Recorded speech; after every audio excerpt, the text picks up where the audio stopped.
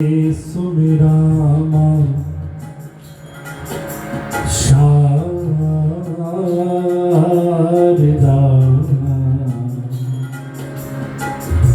मेरे कंठ करो प्रवीण।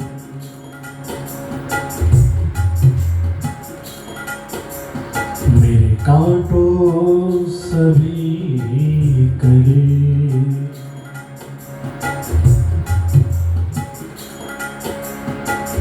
ओम गुरुर्ब्रह्मा गुरुर्विष्णु गुरुर्देवो महेश्वरा गुरुर्साक्षात् परब्रह्मा तस्मै श्री गुरुवे नमः।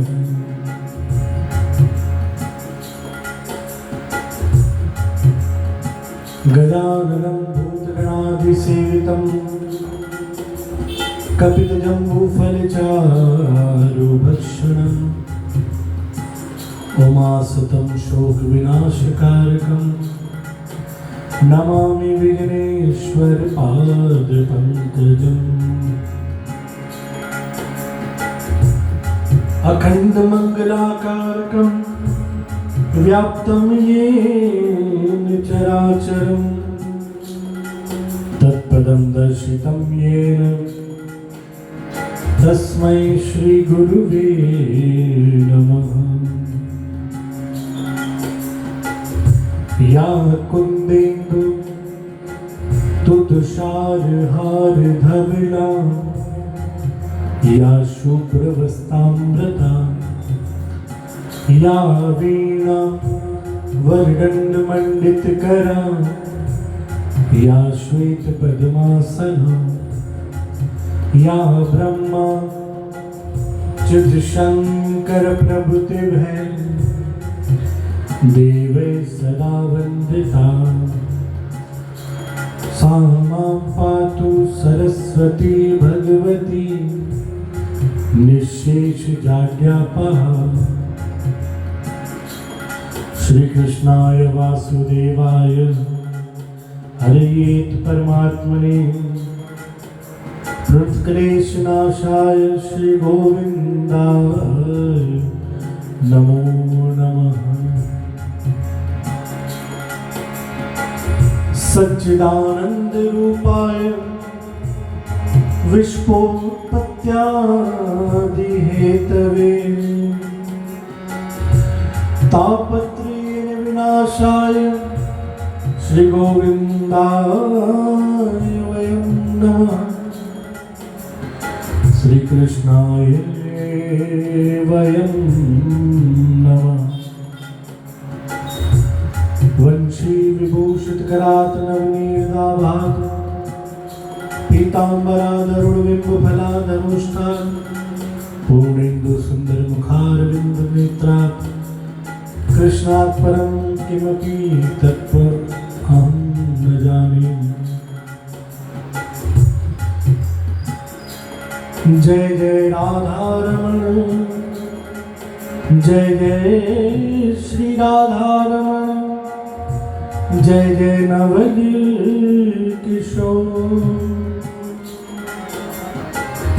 जय गोपी चित चोर प्रभु जय जय माखन चोर। वंदो गुरुपद गंज कृपा सिंधु नर रूप हर महामोहतम कुंज जास वचन रवि कर मूकं करोति वाचालं पिंगलं यतिगिरं यद कृपातमहं वन्दे परमानंद माधवम्।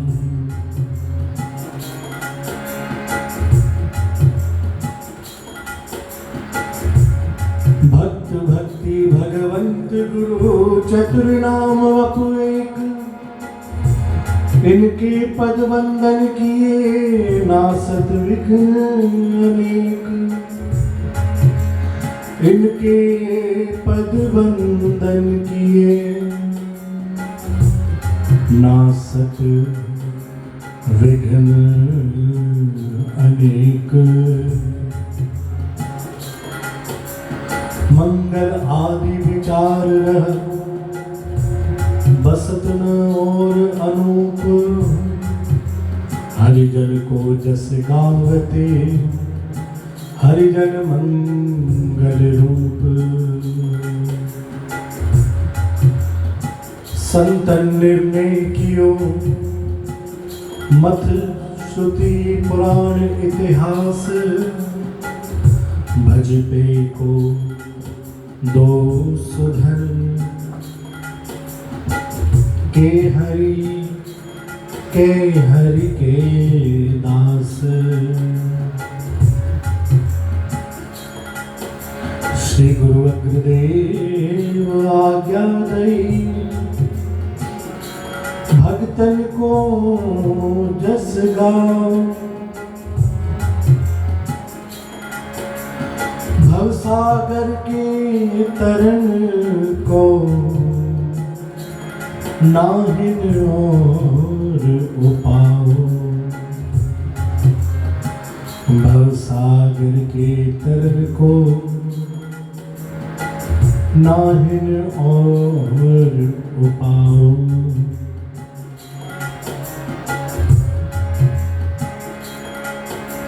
महाप्रभु कृष्ण चैतन्य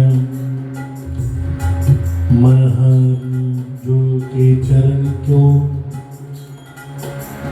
ध्यान मेरे नाम मुख गाइए। ताहि समय ना भाजुनी आज्ञा दे, लय धार टीका विस्तार भक्तमाल की सुनाइए। कीजिए कीर्तन बंद छंद, अत प्यारो लगे जगे। जगमाही कही वाणी विरमाइए। जानो निज पत ऐ पे सुनियो। भागवत शुक द्रुमन प्रवेश कियो, ऐसे ही कहाइए। श्री नाभाजी द्वारा आज्ञा होने पर भक्तमाल का भक्त चरित्र का विस्तार किया। चार जुगन में भक्त जे, तिनकी पद की धूल। सर्वस सिर धर राखियो, मेरी जीवन डोर। सर्वस सिर धर राखियो, मेरी जीवन डोर।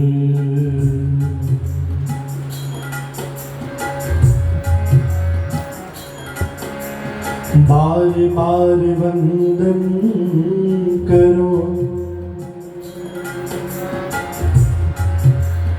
श्री नाभा आभा ऐन। काढ़ो गाभा वेद को, श्री भक्तमाल रस बैन। काढ़ो गाभा वेद को, श्री भक्तमाल रस बैन।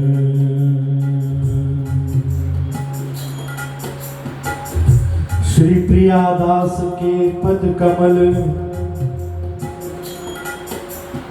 श्री प्रियादास के पद कमल। पुनवंदो बारंबार,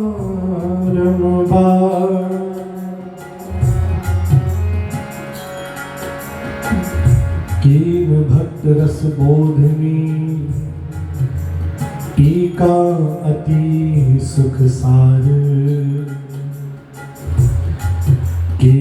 भक्त रस बोधनी टीका अति सुख सार हरि जी आन बिराजिए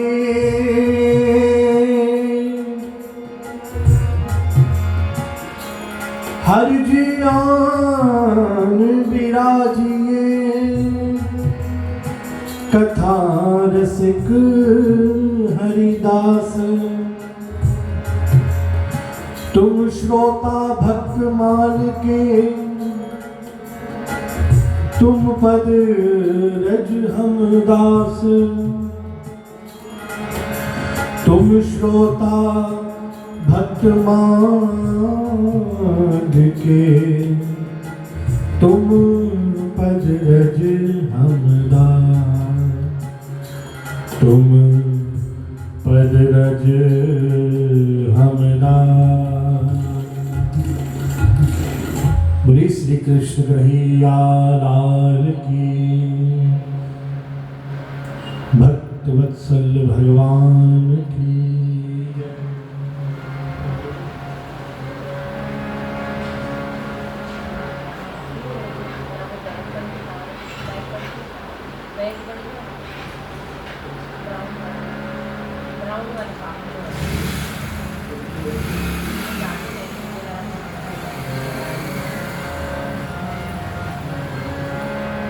बोली श्री सद्गुरुदेव भगवान की जय।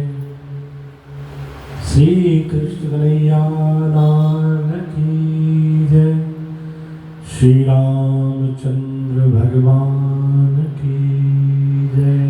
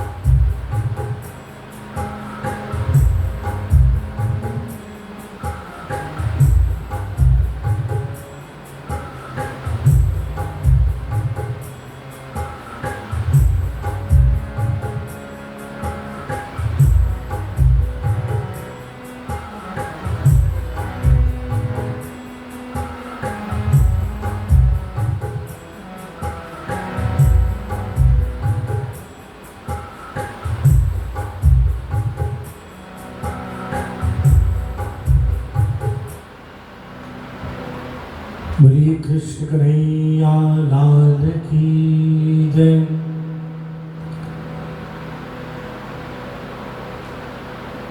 श्री भक्ति धाम मंदिर में प्रथम बार श्री भक्तमाल कथा जो भगवान को अति प्रिय है, जैसे हमने श्लोक सुना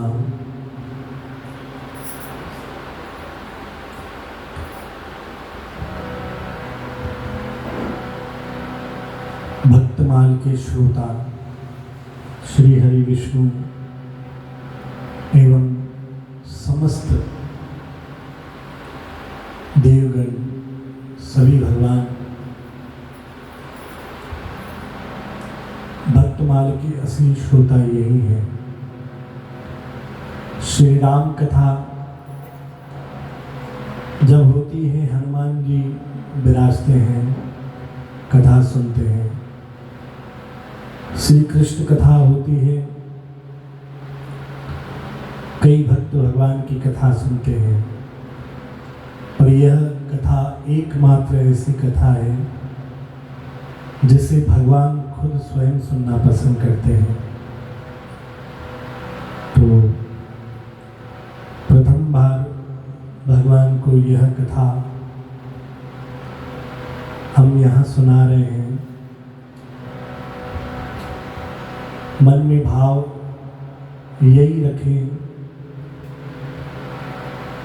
कि यह कथा सिर्फ और सिर्फ भगवान की प्रसन्नता के लिए है। तो जिस भक्ति धाम में हम विराज रहे हैं, जिस भक्ति धाम में हम बैठे हैं,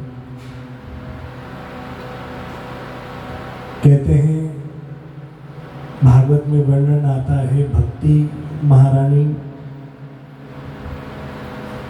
सब जगह घूमी, कलयुग में इधर उधर अपने पुत्रों को लेकर ज्ञान और वैराग्य को बहुत जगह गई। पर जैसे जैसे कलयुग बढ़ता गया, भक्ति महारानी वृद्ध होती गई। ज्ञान वैराग्य उनके पुत्र वो भी वृद्ध होते जा रहे थे। भक्ति महारानी ने विचार किया कि सतयुग, त्रेता, द्वापर, इन युगों में मैं निरंतर नित्य नवीन जवान होती जाती थी, ज्ञान वैराग्य भी कभी वृद्ध नहीं हुए। पर जैसे ही कलयुग चालू हुआ, भक्ति, ज्ञान, वैराग्य तीनों ही वृद्ध और अंत होने की कगार में जाने लगे। भक्ति महारानी हर जगह घूमने लगी कि कहीं जाके मुझे स्थान मिले जहां भक्ति वापस से प्रकट हो सके, भक्ति को भी कहीं शरणागति मिले। तो जब भक्ति महारानी वृंदावन पहुंची, वृंदावन में पहुंचते से ही भक्ति महारानी ने वापस वही अपना स्वरूप पा लिया, जो स्वरूप सतयुग में, त्रेता में, द्वापर में भक्ति महारानी का स्वरूप था। भक्ति महारानी पुनः जवानी में आ गई। जैसे भक्ति उन 3 युगों में सभी भक्तों का कल्याण करती थी, वैसे ही वृंदावन पहुंचकर वह भक्ति को भी, भक्ति का भी कल्याण हुआ। पर भक्ति के साथ जो 2 उसके पुत्र थे, ज्ञान और वैराग्य, वो और ज्यादा वृद्ध होने लगे और ज्यादा जल्दी जल्दी मृत्यु के समीप जाने लगे। और प्रभु की लीला कि उसी समय वहां से नारद जी भी संत के रूप में निकले। नारद जी ने यह देखा कि एक नौजवान स्त्री और उसके साथ 2 बुजुर्ग, जाकर पूछा कौन हो? बोला मैं भक्ति महारानी हूँ और ये मेरे 2 पुत्र हैं, ज्ञान और वैराग्य। और यही संकेत देते हैं, देखो यह जो हम कथा का श्रवण कर रहे हैं ये आज की नहीं है, यह लगभग आज से 5000 साल पहले भागवत कथा लिखी गई है। तो विचार करिए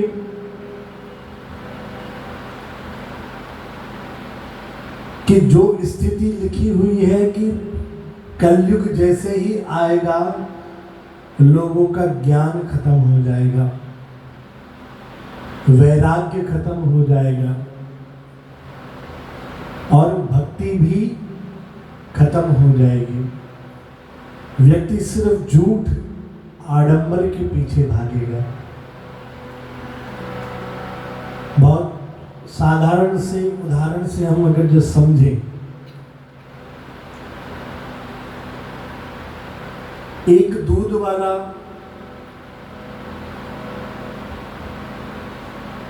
दूध बांटने निकलता है, घर घर जाता है।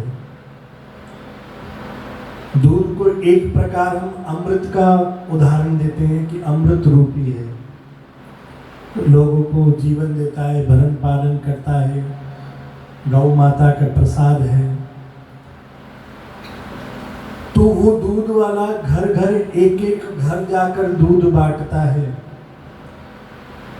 फिर भी उस दूध वाले को सब लोग 10 गालियां देते हैं। मैं कहीं पानी तो नहीं मिलाया, दूध इतना पतला क्यों है, आज थोड़ा कम दिया, कल थोड़ा ज्यादा दिया, दूध दिया वो तो हमने रखा और खराब हो गया। विचार करिए, वो घर घर बांटने जा रहा है, फिर भी उसकी इतनी कदर नहीं है। पर एक शराब जो बुरी वस्तु है, सबको पता है, कोई ऐसा जीव नहीं है संसार में जिसे न पता हो कि शराब, मांस ये बुरी वस्तु है। पर उस बुरी वस्तु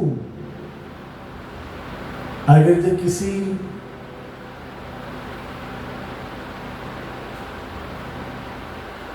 वह बुरी वस्तु कोई घर घर बांटने नहीं जा रहा है, वह वस्तु सुबह दुकान खुलने से पहले लोग लाइन लगा के खड़े रहते हैं कि कब खुले तो हम वो पदार्थ खरीदें। कीमत में भी जमीन आसमान का फर्क। जो लोग रोज शिकायत करते हैं कि हमारे घर खाने को भी नहीं है, सबसे पहले लाइन में भी वही लगते हैं। बोलो जय श्री कृष्ण, बोलो राधे श्याम, बोलो राधे राधे।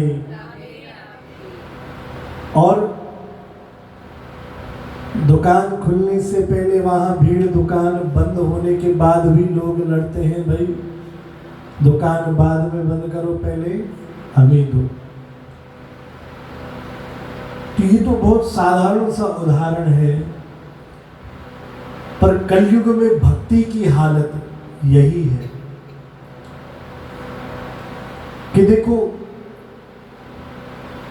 झूठ पाप जहां पर भी हो रहा है, जहां व्यभिचार हो रहा है, जहां झूठ बोला जा रहा है, जहां घोर कलयुग है, जहां कुसंग हो रहा है, वहां लोग खुद जाते हैं। अब देखो, वैसे तो लोग 6 महीने में, साल में एक बार कहीं घूमने जाते हैं, पर ये कलयुग का प्रभाव है जो सप्ताह में 3 दिन सबने बांध दिए हैं, फ्राइडे, सैटरडे, संडे। हमें 10 काम छोड़कर जाके क्लब में जाना है, वहां जाकर डांस करना है, वहां जाकर मदिरा पीनी है, वहां जाकर धूम्रपान करना है, वहां जाके हमें असली जिंदगी जीनी है। पर विचार करिए कि ये कलयुग का प्रभाव है कि बुरी जगह पर हम ज्यादा से ज्यादा समय देना चाह रहे हैं, और भक्ति की, सत्संग का हाल उसी दूध वाले की तरह है कि घर घर बांटने भी जा रहे हैं तो कोई कदर नहीं है। तो ये ज्यादा कुछ नहीं, कलयुग का प्रभाव है। और ये तो अभी कलयुग की शुरुआत है, अभी तो कलयुग अपने बचपन में चल रहा है, अभी जवान होगा, बुजुर्ग होगा। तो हम अपनी बुद्धि से, विवेक से थोड़ी गणना करें कि कलयुग का आज ये हाल है, तो आज से 10 साल बाद, आज से 20 साल बाद, 50 साल बाद क्या हाल होगा। भाई ज्यादा दूर नहीं जाए, आप सिर्फ अपने इंदौर को ही देखो, तो इंदौर में आज से लगभग 10-12 साल पहले सिंधी समाज के जो संत हैं उनकी 37 मंदिर थे और आज उन 37 में से मुश्किल से 15 या 16 मंदिर बचे हैं सिर्फ 10 साल में, और आगे चल के भगवान मालिक है। तो ये प्रभाव कलयुग का है, पर कलयुग का एक कहीं प्रभाव अच्छे भी हैं।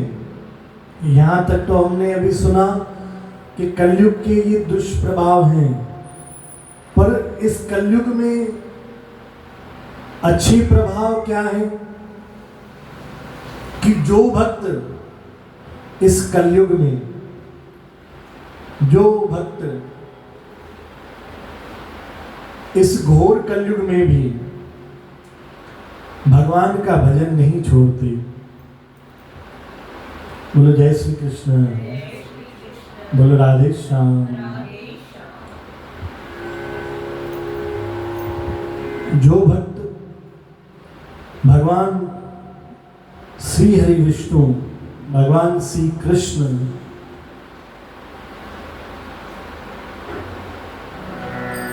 का चरण शरण आश्रय लेते हैं, वो इस कलयुग में भगवान की शरण पाते हैं। और शास्त्रों में तो इतना भी लिखा हुआ है कि जो दूसरे युग हो गए, सतयुग, त्रेता, द्वापर, हमने सबने कथाएं सुनी हैं, सभी शास्त्रों के माध्यम से, संतों के माध्यम से, कथाओं के माध्यम से बड़े बड़े युग पुरुष हुए हैं जो नित्य कथा का पाठन करते हैं। उन कथाओं में सभी संत वर्णन करते हैं कि सतयुग में भक्त जो हुए उन्होंने भगवान को पाने के लिए इतने युग तपस्या करी, भगवान को पाने के लिए हजारों वर्ष तपस्या करी। तो विचार करिए कि हजारों वर्ष तपस्या करें और उसके बाद भी भगवान मिले ना मिले। रामायण में प्रमाण आता है, भगवान राम जब वनवास को गए तो सबसे पहले उन्हें ऋषियों ने, संतों ने, महात्माओं ने रोका, उनके दर्शन किए, दंडवत किया, नमस्कार किया।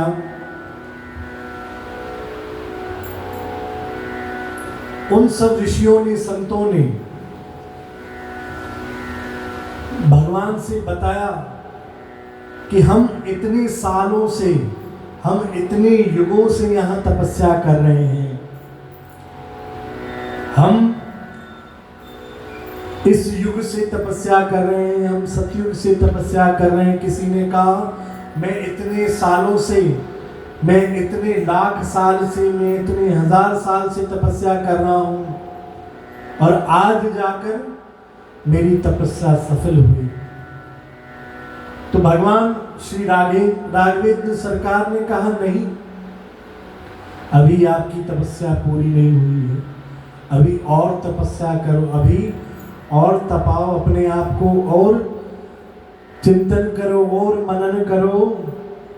इस युग में मैं आपको नहीं अपनाऊंगा, अगला युग द्वापर आएगा, उस युग में फिर तुम सबका अवतार होगा गोपियों के रूप में। मैं उस वक्त तुम्हारी की हुई तपस्या कबूल करूंगा।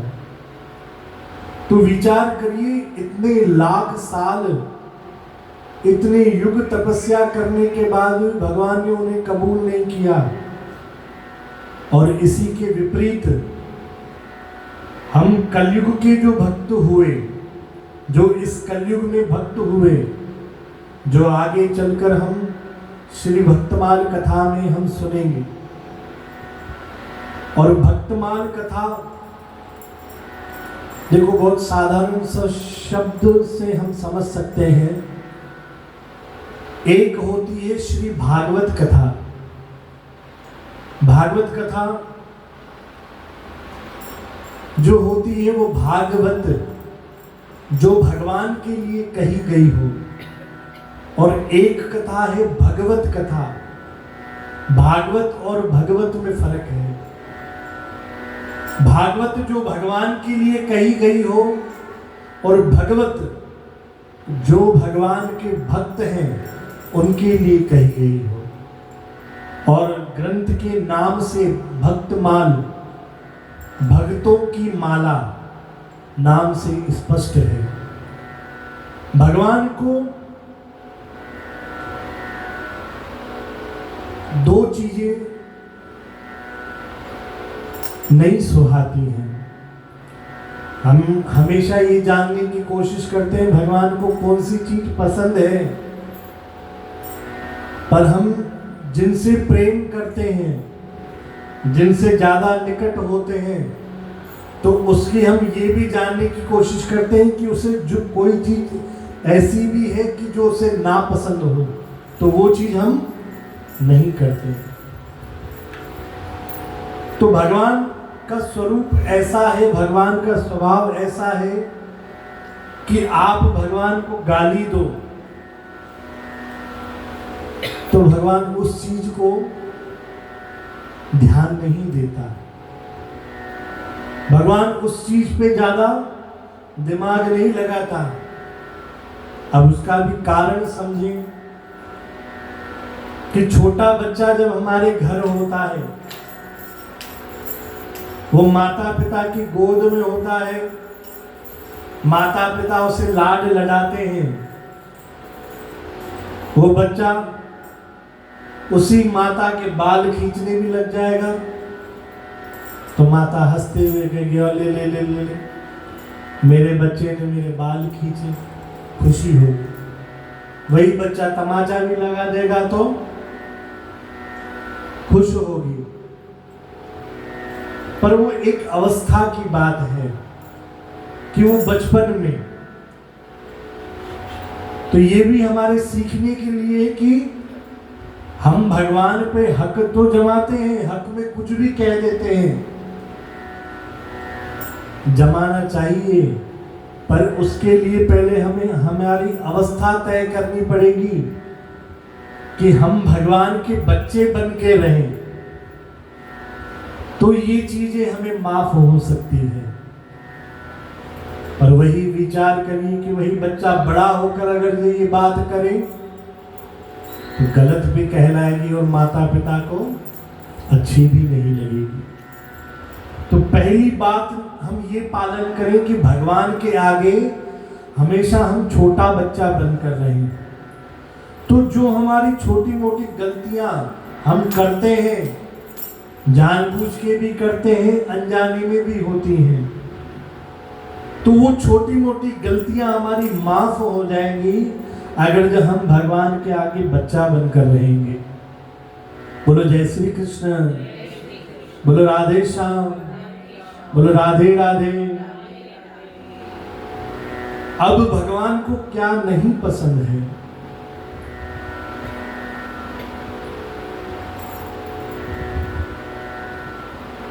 भगवान को भक्त का अपराध नहीं पसंद है। भगवान को कोई गाली दे भगवान सहन कर लेता है, पर भगवान के भक्त को कोई गाली दे भगवान को बिल्कुल सहन नहीं होता। भागवत में ही दोनों प्रमाण हैं।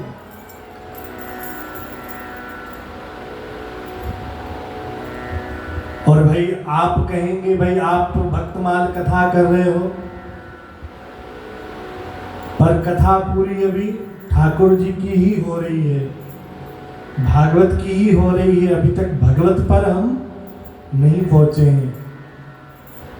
तो वो इसीलिए कि जो भक्तों के सिरमौर हैं, भगवान को भक्त राज कहा गया है, भक्तों का सिरमौर कहा गया है कि सबसे बड़े भक्त श्री ठाकुर जी हैं, श्री भगवान जी हैं।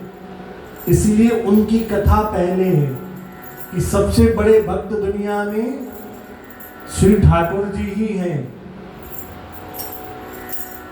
अब भक्त कैसे, हम कहेंगे भाई ठाकुर जी तो भगवान है, भक्त कैसे हो गए? तो आप विचार करिए,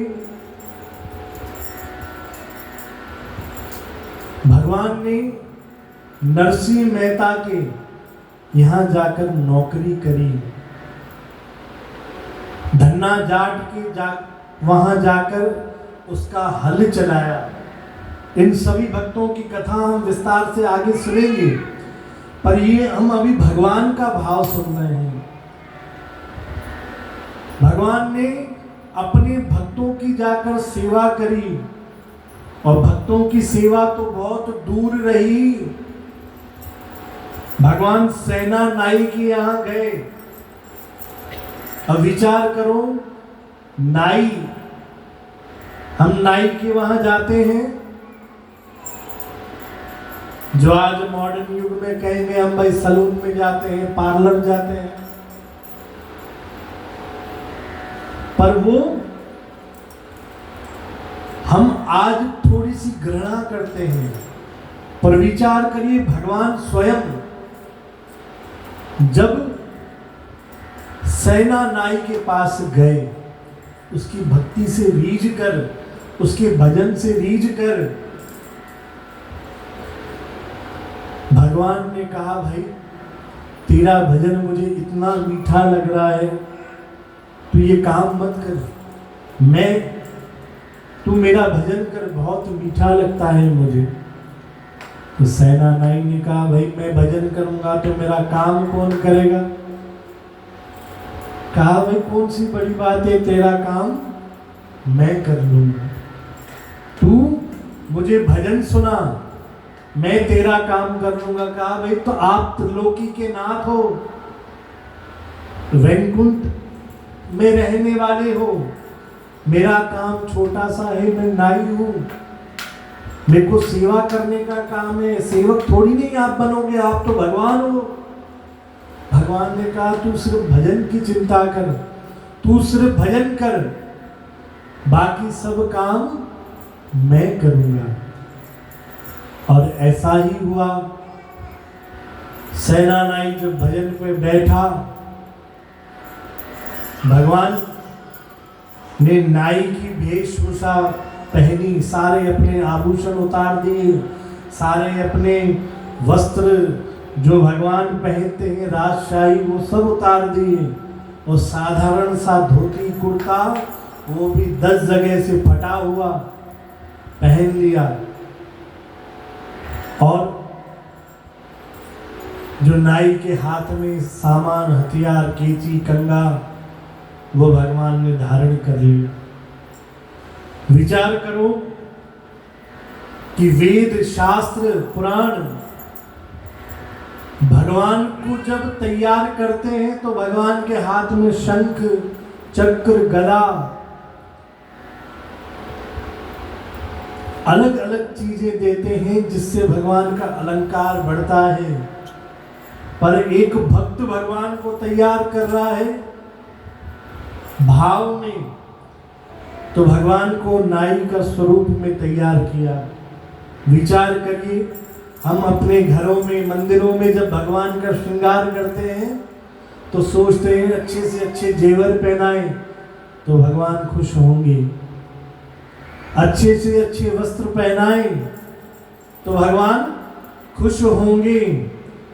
पर जब हम इन भक्तों के इतिहास देखें, जिन भक्तों ने कोई वस्त्र भगवान को ऐसे नहीं पहनाए, साधारण सा धोती कुर्ता 10 जगह से फटा हुआ, और हाथ में केची, हाथ में कंगी ले ली, कहा भाई जाओ आप मेरा काम करो, मैं आपका काम करता हूं। विचार करो वो स्थिति क्या होगी। बोलो जय श्री कृष्ण, बोलो राधे श्याम। और एक ये लीला भी भगवान को करनी, जैसे ही भगवान ने ये वेश धारण किया वैसे ही राजा के वहां से, उस नगर के राजा के वहां से न्योता आया नाई को कि राजा ने बुलाया है।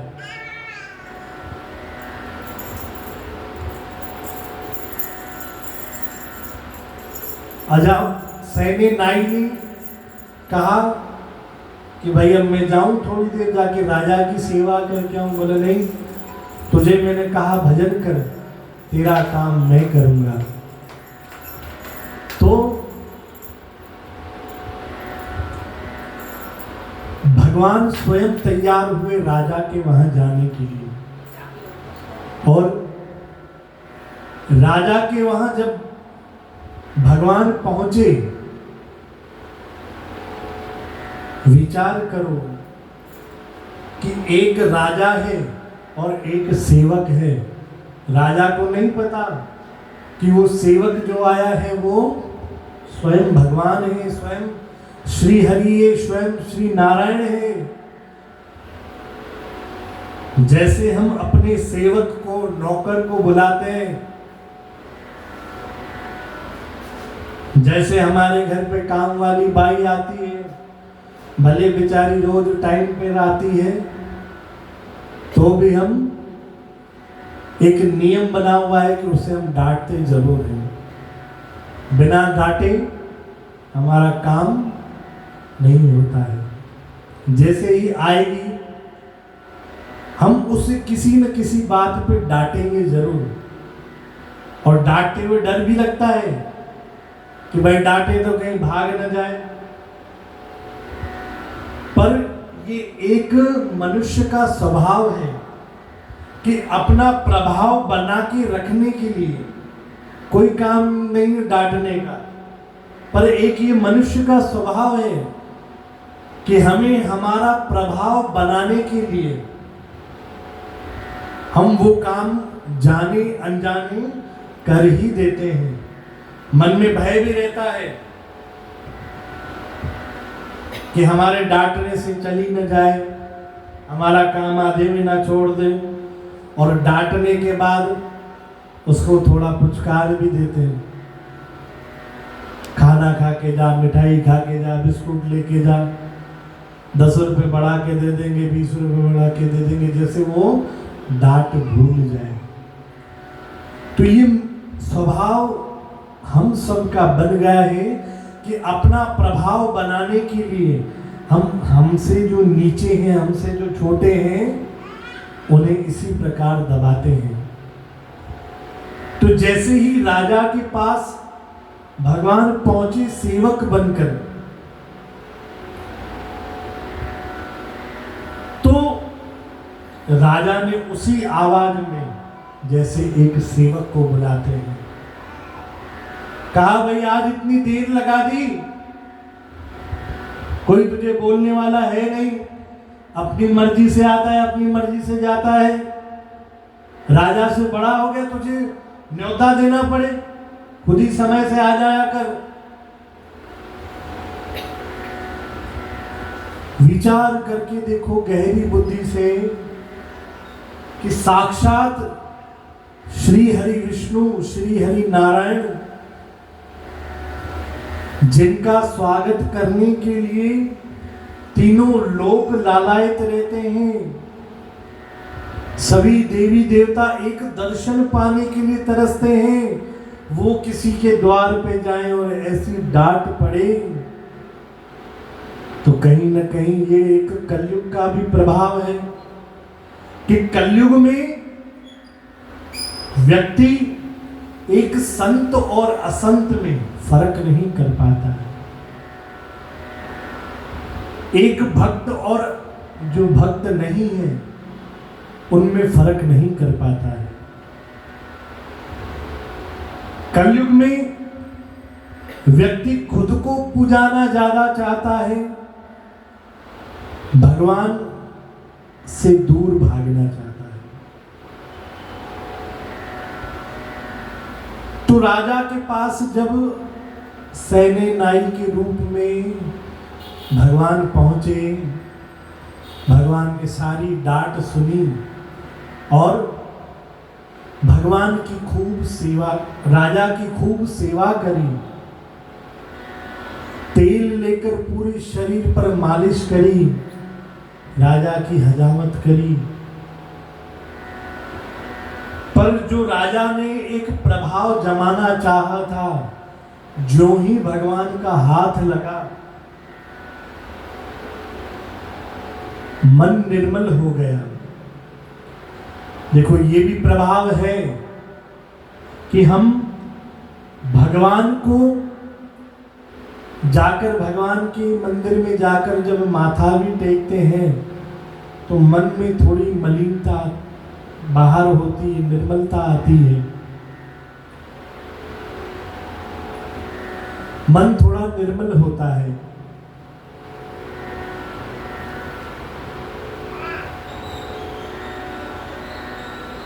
बोलो जय श्री कृष्ण, बोलो राधे श्याम, बोलो राधे राधे। किसी को नींद तो नहीं आ रही? आ रही हो तो पास वाले को बोलो चिमटी खोड़े। कारण कि देखो हम भागवत कथा जब सुनते हैं, रामायण जब सुनते हैं, शिव पुराण जब सुनते हैं, देवी पुराण जब सुनते हैं, अगर जब उसमें से थोड़ा सा हिस्सा अगर जो छूट जाए तो हम दोबारा सुन सकते हैं, क्योंकि वो कथा हम भक्तों के लिए ही है। पर ये कथा हमारे लिए नहीं है, ये कथा भगवान के लिए स्वयं है। हमने शुरू में भगवान का आवाहन किया और भगवान को यूं कहा,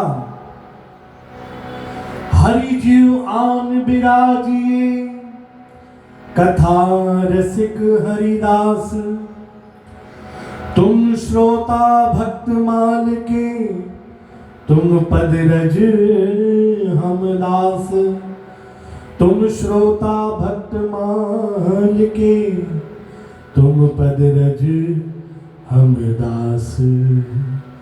तो ये भक्तमाल कथा हमारे लिए या साधारण जीवों के लिए नहीं, ये भक्तमाल कथा सिर्फ और सिर्फ भगवान के लिए है। इसके श्रोता भगवान है। तो जो चीज विचार करो कि एक चीज जो स्वयं हमें बहुत आसानी से मिल जाए, उसके लिए हम कहीं हम भंडारे में जाकर पहुंचे, भंडारा खाया, घर आ गए, पर आपको पता पड़े कि कहीं भाई वीआईपी डिनर चल रहा है, वहां पे सिर्फ प्रधानमंत्री के लिए भोजन रखा गया है और भूल से वहां पे आपकी एंट्री हो जाए, जहां पर प्रधानमंत्री का भोजन है, आपकी वहां एंट्री नहीं है, पर भूल से आप उस जगह वहां पहुंच जाओ, तो विचार करो आपकी नजर कहां पर होगी? बताओ ना कि भाई हमें आम भोजन तो मिलता है हमेशा, पर प्रधानमंत्री ऐसा के लिए क्या नहीं भोजन की तैयारी हुई है, भोजन में क्या क्या है एक बार देखिए तो सही जाकर, एक बार जाकर भले थोड़ा थोड़ा ही चखने को तो मिल जाए, आखिर है क्या, ऐसा क्या भोजन है जो प्रधानमंत्री के लिए सिर्फ अकेले के लिए रखा गया है। हम घर में भले रोज खाते हैं, पर जब हमारा नाम वहां आ जाएगा कि ये भोजन सिर्फ प्रधानमंत्री के लिए है और भूल से आपकी वहां एंट्री हो जाए, तो आपकी सारी नजर प्रधानमंत्री पे नहीं रहेगी, नजर कहाँ रहेगी कि उसके लिए क्या क्या तैयारी की हुई है, क्या क्या खाने के लिए है। तो विचार करो, प्रधानमंत्री तो कोई पद नहीं है भगवान के पद के आगे। तो तो जो कथा उस भगवान के लिए है, हम अपने नेत्र खोल के, कान खोल कर, मन को पूरा का पूरा भगवान के चरणों में अर्पित कर कर इतनी सावधानी से बैठे कि भाई देखो आज आप कितने 5 जने बैठे हो, 6 जने बैठे हो, तो ये कथा भगवान की है और भगवान ने कृपा कर कर आप उस कथा में आ गए हो। अब आ गए हो, बैठे हो, पर इस जगह पे भी आंख मूंद कर, कान मूंद कर या मन को बंद कर कर हम अगर जब बैठेंगे उस कथा पे ध्यान न होगा तो बहुत अनमोल चीज हम खो देंगे। अब इसका थोड़ा और उदाहरण समझें कि हम जैसे उस प्रधानमंत्री के भोज में पहुंचे और एक पास एक कोने में बैठ जाए, तो बताओ हमसे बड़ा कोई मूर्ख होगा कि ऐसी जगह जाकर भी हम अनुभव नहीं करके आए। तो यहां भी जब हम कथा में पहुंचे हैं तो जो कथा में भक्तों की कथा आने वाली है आगे, अभी भक्त राज की कथा चल रही है और वो कथा सिर्फ और सिर्फ भगवान के लिए है। हमें मौका मिला है उस कथा को सुनने का। और भक्तमाल की कथा ऐसी है, कहा जाता है कोई भी भक्त भूल में भी कहीं से वो कथा सुन ले तो वो कथा का प्रभाव इतना है कि अंत वेले, अंतिम श्वास, अंतिम घड़ी में उसके कर्म कैसे भी हो उसे यम के दूत नहीं लेने आएंगे, उसे भगवान के पार्षद ही लेने आएंगे। और देखो ये एक मेरा भी भक्तमाल के प्रति प्रेम था और पापा की भी कम से कम नहीं बोलूं तो लगभग 8-9 साल से मन में भाव है कि किसी कथाकार को बुलाकर कथा कराई जाए।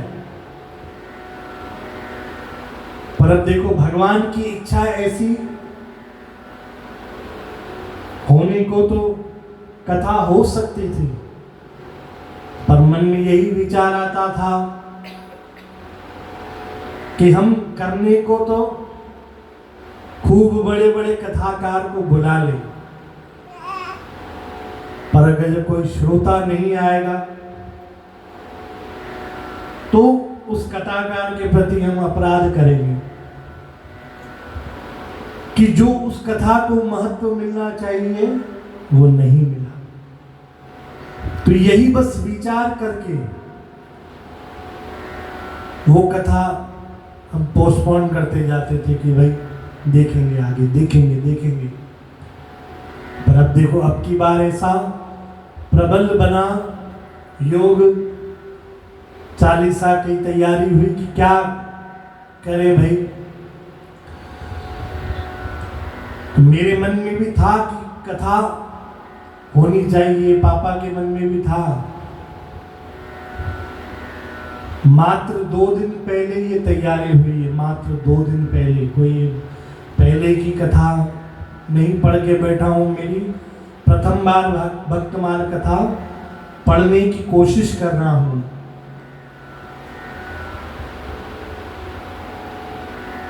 दो साल पहले, शायद 3 साल पहले लॉकडाउन में भक्तमाल से सिर्फ शिव चरित्र पढ़ा था और आज पूरी भक्तमाल पढ़ने की कोशिश कर रहा हूँ।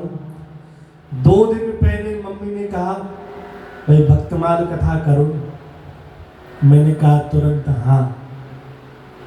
विश्वास मानो उसी वक्त मैं नीचे आया, भक्तमाल ग्रंथ निकाला, गीता भवन गया, दूसरा ग्रंथ भी साथ में लेकर आया कि भाई करनी है। मात्र 2 दिन में, ये जो आप तैयारी देख रहे हो भक्तमाल की, जो भूमिका देख रहे हो, सिर्फ 2 दिन में तैयारी हुई है। तो ये कोई मेरी मर्जी से या पिताजी की या माताजी की मर्जी से नहीं है, ये मर्जी ठाकुर जी की है, श्री वैभव लाल जी की है। भगवान ने विचार किया कि भाई ये ग्रंथ तो बहुत दिनों से अलमारी में पड़ा है, दर्शन तो भगवान कर रहे होंगे, कहा भाई सुनने का मौका कब मिलेगा। तो वही प्रेरणा के रूप में भगवान ने कहा अब 40 दिन भक्तमाल सुनाई जाए। वैसे अन्य जगह जहाँ भक्तमाल कथा होती है, कहीं 3 दिन की, 5 दिन की, 7 दिन की, इससे ज़्यादा नहीं। पर देखो भगवान ने पहली ही बॉल में सिक्सर मारा है कि सीधे 40 दिन की भक्तमाल कथा। पिताजी भी विचार कर रहे थे कि वार्षिक महोत्सव में 3 दिन की कथा होती है, उस 3 दिन में भक्तमाल की कथा करें, 1 दिन करें। पर भगवान ने कहा भाई 3 दिन में मेरा क्या होगा, 7 दिन में मेरा क्या होगा, 1 दिन में मेरा क्या होगा। इतने सालों बाद कथा हो रही है, कथा सुनने का मौका मिल रहा है, तो सीधे 40 दिन की कथा। तो भाई अब ये आपके ऊपर है, आज आपको एंट्री मिल गई तो इसका एक एक शब्द हम संभाल कर रखें, एक एक शब्द संभाल कर सुने, एक एक शब्द को अपने हृदय में जगह दें। क्योंकि ये भक्तमाल कथा स्वयं भगवान के लिए है, और जो वस्तु भगवान के लिए अगर जो उसमें से एक दाना भी हमें मिल गया तो हमारा जीवन तो छोड़ो, मृत्यु तो छोड़ो, लोक परलोक हमारा सब संभल जाएगा। साक्षात श्री हरि भगवान की हमें शरण प्राप्त हो जाएगी।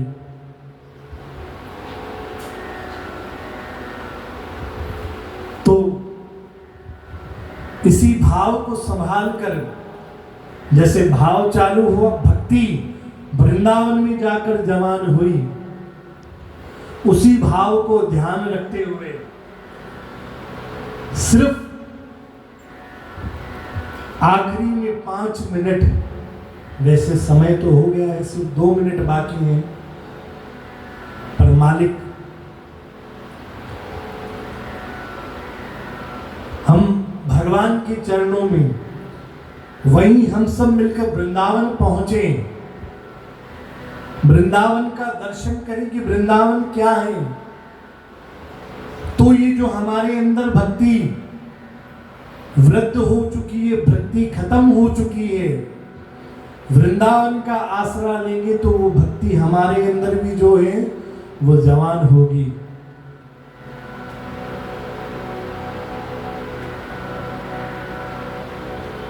तो आइए सब मिलकर आखिरी में 2-5 मिनट श्री वृंदावन का आसरा लें और वृंदावन की शरण लें, मिलकर कहें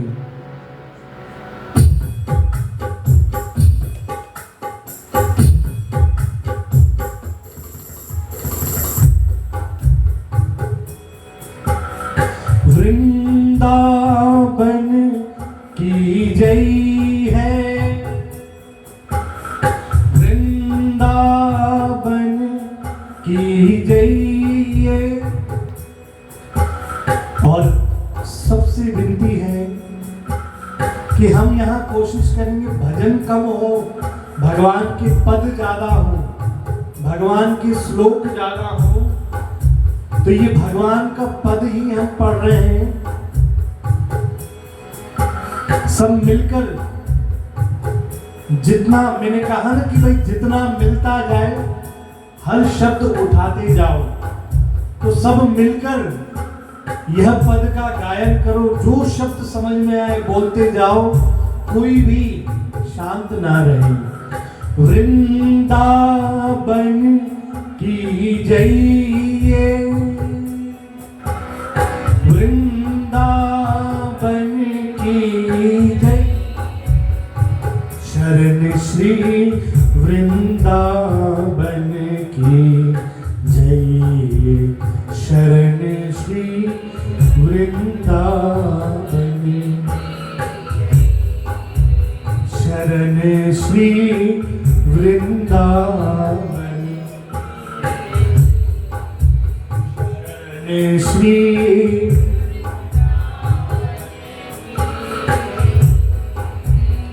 वृंदावन की जय है।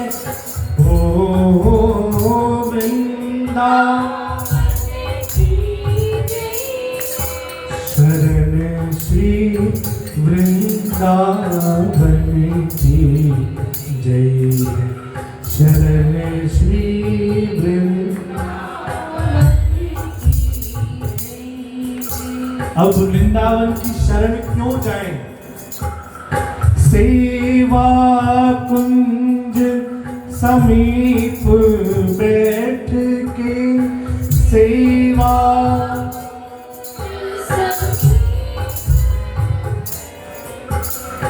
सेवा कुंज समीप बैठ के, सेवा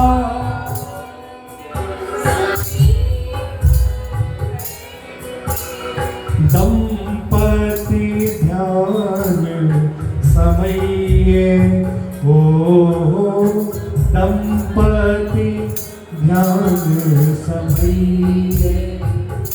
सेवा कुंज जहाँ भगवान बाके बिहारी राधा कृष्ण जी के रूप में विराजमान है, दंपति के रूप में विराजमान है, तो वहां सेवा कुंज में जाकर उस दंपति श्री राधा कृष्ण के रूप में जो विराजमान है, उस दंपति का ध्यान कीजिए। होई भावना सिद्ध सहज ही, निरख नयन होल सैये, होई भावना सिद्ध सहज ही, निरख नयन होल सैये, वृंदावन की जय, शरण श्री वृंदावन की। भाई वृंदावन ऐसा स्थान है जो व्यक्ति बिल्कुल भक्ति से शून्य है, जो व्यक्ति बिल्कुल भी भजन नहीं करता, जो व्यक्ति का बिल्कुल भी भजन में ध्यान नहीं रखता, भगवान का वैरी है, भगवान का दुश्मन है, बिल्कुल नास्तिक है, ऐसा व्यक्ति भी जब जाकर वृंदावन पहुंचे, सेवा कुंज में जाए, उसे सहज में भक्ति की सिद्धि मिल जाती है, सहज में भक्ति प्राप्त हो जाती है। सहज मतलब आसानी से, बहुत सुलभ। शरण श्री वृंदावन की जय, शरण श्री वृंदावन, शरण श्री वृंदावन की जय, शरण श्री वृंदावन की जय। अच्छा, भगवान की दर्शन करने से भी समझो भक्ति वैसी ना आए तो बहुत सरल उपाय। ले ले सीत रसिक संतन की, ले ले सीत रसिक संतन। सीत प्रसाद जो कहा गया है, दो चीजों को कहा गया है। संतों का जो वचन है, जो व्यासपीठ से जो संत ग्रंथों की कथा कर रहे हैं, वो भी शीत प्रसाद है कि संतों ने वो वचन याद किए और आपको बताए। तो वो संतों के मुख से निकलकर शीत यानी जूठा होकर संतों के मुख से निकलकर आपके पास आए, तो वो भी शीत प्रसाद है। और एक वृंदावन में शीत प्रसाद की बड़ी मान्यता है कि वृंदावन में जाकर जो वहां के ब्रजवासी हैं, ठेठ ब्रजवासी हैं, उनके वहां जाकर मधुकरी यानी भीख मांग कर खाना चाहिए। हम वृंदावन जाते हैं, ढूंढते बड़े से बड़ा रेस्टोरेंट मिले, बड़े से बड़ी होटल मिले, अच्छी से अच्छी जगह जाकर खाना खाएं, पर ग्रंथों के हिसाब से, संतों के हिसाब से हमें वहां जाकर एक बार भीख मांग कर भी खाना चाहिए। और मैं ये बात यहाँ से नहीं, ऐसे ही नहीं बोल रहा हूँ, खुद मैं, मेरी मम्मी, मेरी बहन, मेरी जीजाजी, मेरा छोटा भांजा, हमने जाकर ये चीज अनुभव करी। 2 बार, एक बार वृंदावन में, एक बार श्री भांडीर वन में, जहाँ राधा कृष्ण जी का विवाह हुआ था। देखो ये चीजें सब याद रखना, अभी विस्तार करने का समय नहीं है। भांडीर वन जरूर आगे होकर सवाल पूछना कि क्या है, क्या जगह है। और एक बार बरसाने में हम राधा जी के महल से दर्शन कर कर आए, किसी गोपी के घर जाकर दरवाजा खटखटाकर हमने वहां जाकर मधुकरी करके मांगी। और देखो मधुकरी का प्रसाद हमें तुरंत मिला। एक वो जो हमने मधुकरी मांग कर खाया, एक प्रसाद तो वो था कि हमें एक गोपी ने आकर, हम 5 जने थे, 5 रोटी दी और उसी के ऊपर सब्जी डालकर, जैसे हम किसी भिक्षुक को घर में देते हैं, वहां पे यही प्रथा है। कोई भी आए, भले बड़े से बड़ा सेठ आए, ऐसा नहीं कि हम किसी भिक्षुक को अलग व्यवस्था से दें और सेठ को अलग व्यवस्था से थाली में सजाकर, ऐसा नहीं। जैसे भिक्षा दी जाती है झोली में, वैसे ही हमें दी गई। और वो भिक्षा प्राप्त कर कर, जैसे हम देखते हैं ना भी कोई जिसको भोजन दिया हमने, वही चाउट में बैठकर उस भोजन को उठाता है, तो वैसे ही हम 5 उसी घर की चाउट पर बैठकर उसका आनंद लेने लगे। और सच में हम वो जब खा रहे थे उसका आनंद अलग था। और उसी वक्त ब्रज के कोई संत सिद्ध थे, अब कौन थे, भगवान थे, संत थे, रसिक थे, वो तो एक वो जानते हैं, एक भगवान जानते, एक राधा रानी जानती। वहां से गुजरे, एक बार गए, हमने दूर से नमस्कार किया, चरण छुए, बात नहीं की, चले गए। लौट के वापस आए, पूछा कौन हो? भाई हमने कहा फलाने लोग से हम दर्शन करेंगे। ये क्या कर रहे हो? बोले हमने मधुकरी मांग के खाई है, खा रहे हैं सब मिलकर। अभी तक तो सवाल कर रहे थे, पर जैसे ही हमने बताया मधुकरी करके खा रहे हैं, इतना जोर से मुस्कुराने लगे, फिर से बिना मांगे। पहले तो हमने आशीर्वाद मांगा, दिया, पर इस बार बिना मांगे उन्होंने आशीर्वाद दी खूब सारी, बहुत मुस्कुराए और हमें देखने लगे कुछ देर तक। फिर अपनी झोली से, जो वो खुद मधुकरी करके आए थे किसी घर से, अपनी झोली से एक रोटी निकाल के दी कि ये भी खाओ। भाई एक मधुकरी तो हमने मांग कर खाई, पर एक मधुकरी हमें संतों से मिली बिना मांगे। तो भाई जो चीज बिना मांगे मिलती है उसका मूल्य शायद ही शब्दों में बताया जा सके कि भाई वो जो मधुकरी हमें मिली थी उस प्रसाद का स्वाद तो अलग था ही सही, पर जो संतों के हाथ से एक वो रोटी मिली, और रोटी कोई ऐसी नहीं कि भाई गर्मा गर्म तवे से निकली हुई, घी लगी हुई, मक्खन लगी हुई, ऐसी नहीं। वहां मधुकरी में बासी रोटी ही मिलती है, सूखी हुई, कि यहाँ पे अभी आपको कोई दे दे तो रोटी उसको मुंह पे मार दो, पर वो उस सूखी हुई टिक्कर का भी स्वाद ऐसा कि शायद ही वो स्वाद का अनुभव कभी किया।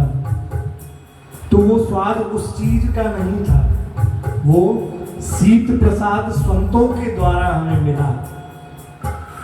मैं शायद वही कहूं, उसी का शायद आज जाकर प्रसाद फलीभूत हुआ,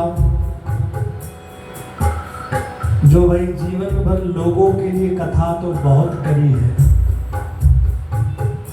आज कथा करते करते, सत्संग करते करते, ज्यादा नहीं कहूं तो मुझे 18-19 साल हुए। बचपन में ही पापा मार मार कर, डांट डांट कर ले जाते थे, छुप जाता था, नहीं जाना, नहीं सत्संग करने, मुझे शर्म आती थी। पर जीवन भर किया सत्संग, 18-19 साल सिर्फ लोगों के लिए किया। और भगवान से प्रार्थना है कि आज से आपने ये कथा मुझसे सुननी चाहिए, करवाई, तो प्रार्थना ये कि हमेशा अब कथा भगवान आप हमेशा अपने लिए ही करवाना। अब आगे ये इच्छा नहीं रहे कि लोग सुने तो मैं कुछ बोलूं, आगे हमेशा मन में भाव यही रहे मेरे कि कथा तो सिर्फ भगवान सुनते हैं।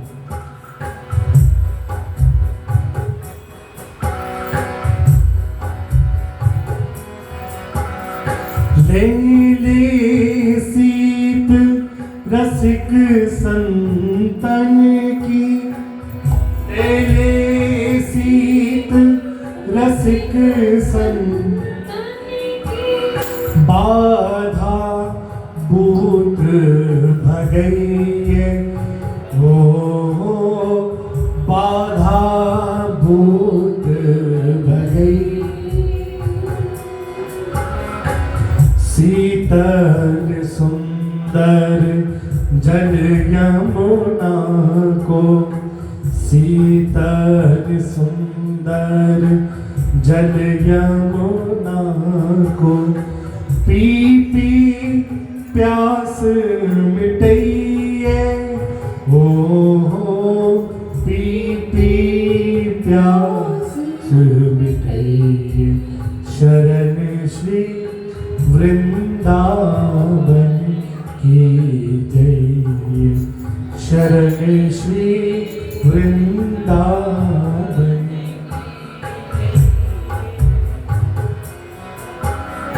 राधे श्याम नाम रटे रसना, राधे श्याम नाम रटे,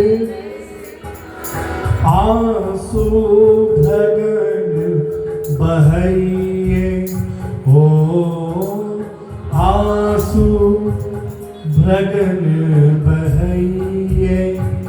भगन यानी आंखें, भगवान का नाम लेकर जब भगवान से आंसू आए, आंखों से आंसू आए, तब सोचो भगवान ने वो कबूल किया। सरस माधुरी प्रिय प्यारी के, प्रेम पुलक गुण गइये,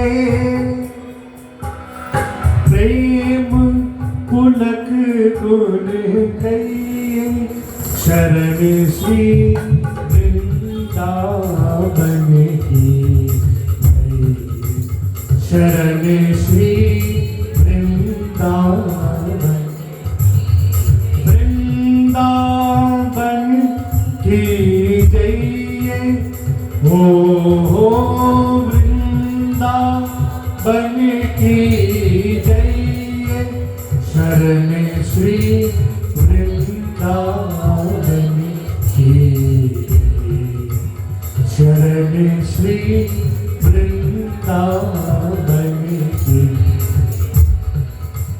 शरण श्री वृंदावन की, शरण श्री वृंदावन की गई है। बोली श्री वृंदावन बिहारी लाल की, श्री कृष्ण कन्हैया लाल की, श्री गोवर्धन नाथ की, श्री वैभव लाल सरकार की, श्री भक्तिधाम सरकार की, श्री भक्तमाल सरकार की, श्री सतगुरुदेव भगवान की, अपने अपने माता पिता गुरुदेव की, आयुलाल सवई चौ झूले लाल।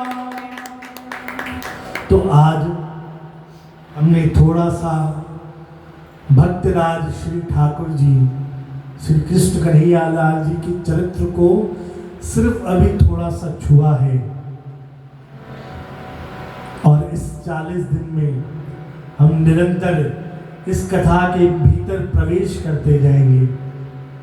तो सभी समय का ध्यान रखें कि 6 से कथा प्रारंभ हो जाएगी डॉट, क्योंकि देखो हम लोगों के लिए सोचेंगे तो से 6 की 6:15 करनी पड़ेगी, 6:10 करनी पड़ेगी, पर यहाँ लोगों के लिए कथा नहीं, ये कथा भगवान के लिए है। और जिस जगह पर कथा होती है इसका प्रमाण भागवत में, शिव पुराण में, महाभारत में 3 जगह पर दिया हुआ है। जिस जगह पर कथा होती है उस जगह पर भगवान आकर 10,000 साल पहले से इंतजार करते हैं कि इस जगह पर मुझे यह कथा सुनने को मिलेगी। तो जो भगवान वहां पर इंतजार कर रहे हैं हमें, वो डॉट समय पर कथा चालू होगी। तो सबसे विनती है कि चाहते हैं कि इस वीआईपी भोजन को हम ग्रहण करने का हमें मौका मिले, तो समय से आकर और समय से पहुंचकर आकर इस कथा का आनंद लें। और जितनी देर कथा में बैठे सोचें कि बस यही कथा है, यही अंतिम कथा है जो हमें भगवान से मिलाने वाली है, यही कथा है जो हमारा उद्धार करेगी। यही विचार कर कर आकर हम यहाँ पर बैठे। श्री भक्तमाल जी हम सब पे खूब कृपा करेगी। भक्तमाल के सभी भक्तजन हम पे खूब कृपा करेंगे। भक्तजन जब कृपा करेंगे तो भगवान की सहज कृपा हमें प्राप्त होगी। तो सभी समय से आकर कथा का आनंद लें। आज हम कथा यहीं, अभी कथा चालू भी नहीं हुई है, हम पर इसी बात पर विराम करते हैं जो हमने अंतिम बात कही कि भगवान निरंतर इंतजार करते हैं। तो जिन जिन ग्रंथों के माध्यम से उदाहरण दिया वहां से कल हम कथा चालू करेंगे। तो सभी इस प्रसंग को भी याद रखें, भक्तों को भी याद रखें और भगवान को भी याद रखें। बोली भक्त वत्सल भगवान की, बोलो भक्ति भक्त भगवान की, श्री कृष्ण कन्हैया लाल की, आज के आनंद की। और आज से श्री झूलेलाल जी का 40वां भी चालू हुआ है। जिन्होंने हिंदू धर्म को, ग्रंथों को, शास्त्रों को बचाने के लिए मुगल बादशाह मिर्ग का सर्वनाश किया था, और हिंदू धर्म की रक्षा करी थी। जो आज हम ग्रंथ को सुन पा रहे हैं, आज हम शास्त्रों को संतों की वाणी से सुन पा रहे हैं, तो बहुत बड़ा सहयोग हमारे इष्ट देव का भी है, जिन्हें हम झूलेलाल जी कहते हैं, वरुण देव का अवतार कहते हैं, उडेरो लाल कहते हैं। उनका भी इतिहास हम खूब सुनेंगे। आइए, आज उनका 40वां प्रारंभ हो रहा है, तो विधि पूर्वक हम श्री भक्तमाल जी को यहाँ पर विश्राम देते हैं। और कल की कथा के लिए इंतज़ार सबको है, पर सबसे ज़्यादा इंतज़ार भगवान को है, तो हम उसी भगवान को भी विश्राम देते हैं कि अब जिस प्रकार आज आकर विराजे हो, उसी प्रकार कल भी आकर विराजना और अपनी ही वाणी से कहना और अपनी ही वाणी से सुनना। बोली कृष्ण कन्हैया लाल की।